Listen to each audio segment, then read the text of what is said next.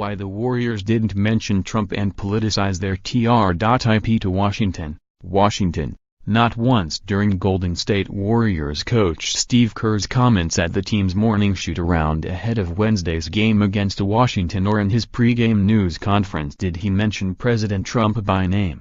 When a reporter tried to goad Kerr into one of Kerr's pointed critiques of the president, Kerr said, "You're not going to get me to go down that path." Steph Curry didn't say Trump's name. Neither did David West. The Warriors made their trip to D.C. about education and community service and not politics. On Tuesday, the Warriors toured the National Museum of African American History and Culture along with 40 kids from Seat Pleasant Activity Center, which is in Warriors star Kevin Durant's nearby Maryland hometown. It was a great experience for a lot of us who had never been to the museum to get that experience and to understand the history that is part of the fabric of this country, Steph Curry said. To bring the kids around to mix and mingle, they seem like they had a really good time. When we all kind of congregated in the culture exhibit, they had a lot of crazy questions and energy that was exactly what we were trying to accomplish with the whole day. I think it turned out great. More NBA. Let's be clear. The Warriors vs. Trump conflict began with political differences.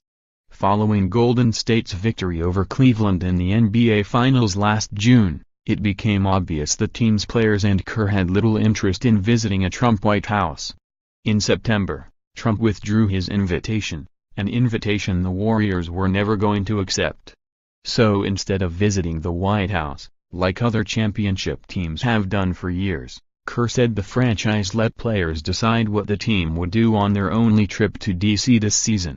An aside, this is also a good time to revisit the value of sports teams visiting the White House after a championship. Teams have connections, and players could low-key visit if they wanted without the political drama attached. Don't forget players skipped visits while former President Barack Obama was in office. Given the seriousness of the job and demands of the office, it is a tradition that perhaps has overextended its purpose. We wanted to do something that would be impactful and something we wanted to share, West said. We wanted to give them an opportunity to experience that, and experience us in that kind of environment would be most impactful. Kerr, West, Curry, Durant and the rest of the Warriors can talk politics and Trump whenever they want. This was not a matter of deferring to the shut-and-dribble crowd.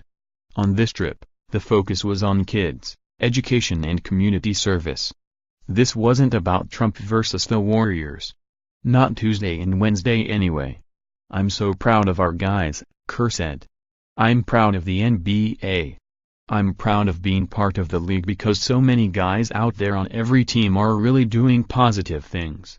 They understand their impact on communities. They understand their impact in individual connections with people, signing an autograph, taking a photo, and obviously, the range of the impact can go from just a brief moment with somebody to donating millions and millions of dollars. It feels like our league is so committed to community service. It makes me very proud to be part of it. Follow USA Today Sports' Jeff Zilgett on Twitter.